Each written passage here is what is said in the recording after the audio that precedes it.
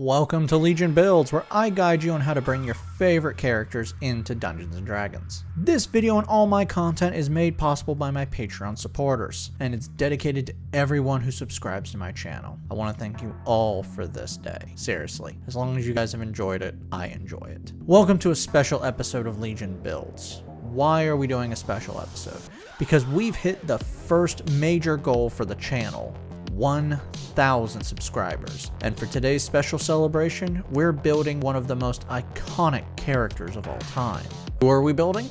The former Shogun's executioner, the Lone Wolf, Ogami Itto. Itto once held the position of the Shogun's executioner, where he would help enforce the will of the Shogun to maintain power over the daimyos and would assist in their executions should they be stripped of their power. Because of this, while it was a bloody life, Itto lived in comfort with his wife. One day, that came crashing down. After giving birth to their son, Itto's wife was murdered, and then he was framed for plotting to kill the Shogun. Itto gave his infant son a choice. If the son touched a toy, he would kill him so he would be with his mother, and be spared the life Itto was about to live. Or, touch a sword and join Itto in the life drowning in blood. Touching the sword, Itto now raises his son on countless battlefields as a hitman in countless fights involving the enemies who framed him, now simply called Lone Wolf and Cub. Itto is a master fighter who is trained in all forms of weapon combat and can easily switch mid-battle to different stances and weapon forms. He's also an amazing builder, as he's personally designed his son's traveling cart to hide several weapons and traps for him to use, so he's always prepared. For today's build, we'll be using the Player's Handbook.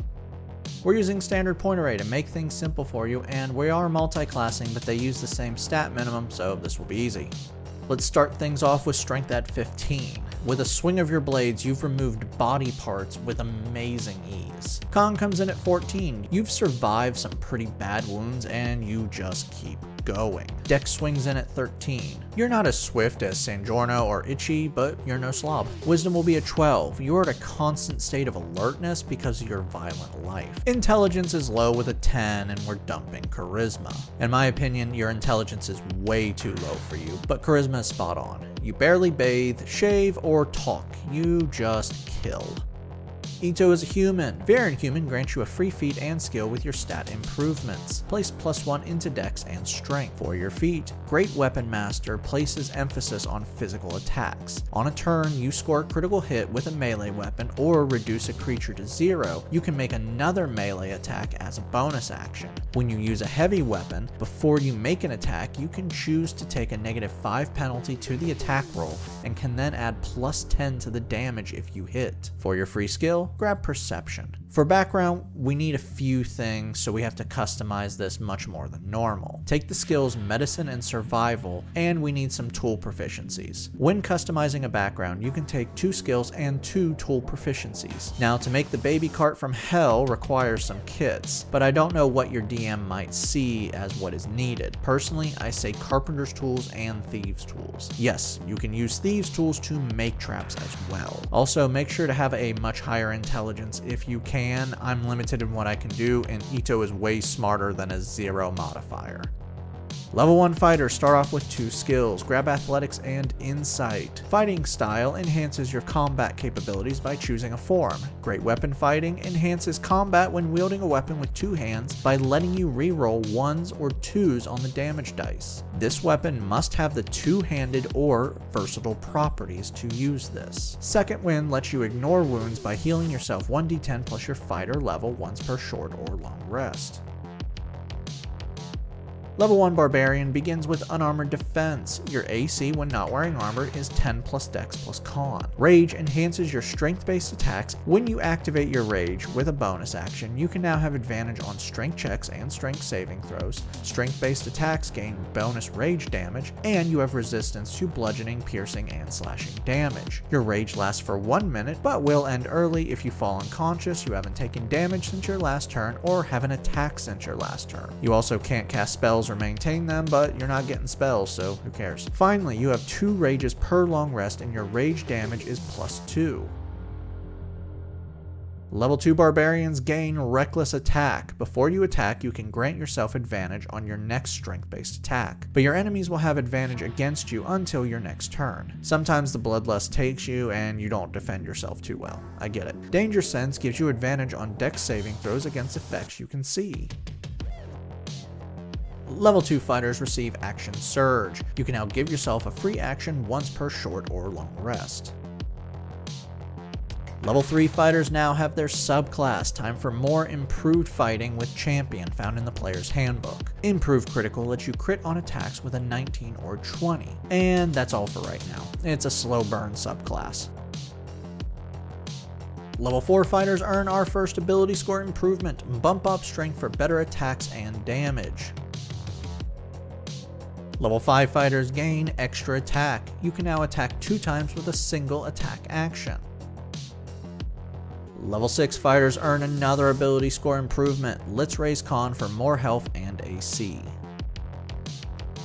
Level 7 champion fighters are Remarkable Athletes. You can now add half your proficiency bonus to any strength dex or con check you're not already adding your proficiency bonus to, like acrobatics or initiative. You can also long jump further by adding your strength modifier to the total jump distance.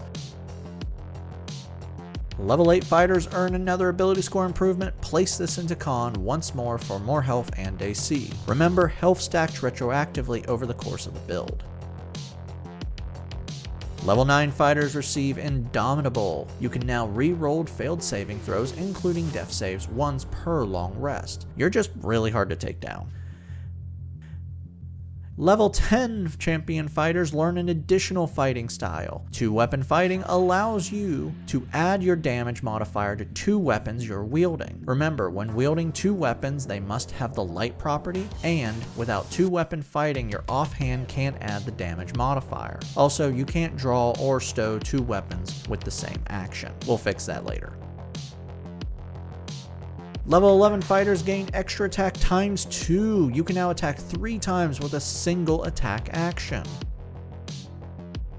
Level 12 fighters earn another ability score improvement. Let's grab a feat to fix what I already said we were going to fix. Dual Wield improves your 2-weapon fighting. You can now wield 2 weapons that aren't light. You can draw or stow both weapons with the same action, and while wielding 2 weapons, you can add +1 to your AC.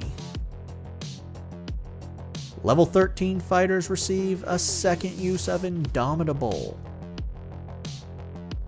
Level 14 fighters earn another ability score improvement. Cap off strength for 5+ to damage. Level 15 champion fighters now have Superior Critical. You can now score a critical hit on an 18, 19, or 20. Level 16 fighters earn our final ability score improvement, Cap Off Con. Level 17 fighters gain a second use of Action Surge and 3 uses of Indomitable. Our final level is level 18 fighter, and champions receive Survivor. At the start of each of your turns, you regain 5 plus your con modifier in HP if you have no more than half your total hit points, unless you're at 0 HP. Now that we've hit level 20, let's recap. Your stats are Strength 20, Dex 14, Con 20, Intelligence 10, Wisdom 12, Charisma 8. Your total levels are Fighter 18, Barbarian 2. Let's dive in. Your attack profile is pretty massive. Attacking with a katana while wielding it with 2 hands, you're dealing 1d10 plus 5 with 3 attacks, and if you critical hit or reduce a creature to 0, you get a bonus attack. Attacking with 2 katanas, you're dealing 1d8 plus 5 with 4 attacks. Using a heavy blade, such as a halberd, you can take a -5 penalty from the attack and deal 1d10 plus 15 damage. You can also enter a bloodlust state and add +2 to all that damage, or give yourself an adrenaline rush and attack a total of 6 times, reroll 1 or 2s on damage, all while critting on an 18. You're also a tough bastard. You can reroll failed saves up to 3 times, can heal yourself 1d10 plus 18, can regenerate 10 HP every turn, and have an AC of 17 to 18. And to finish this all off, taking the average, your HP is over 220.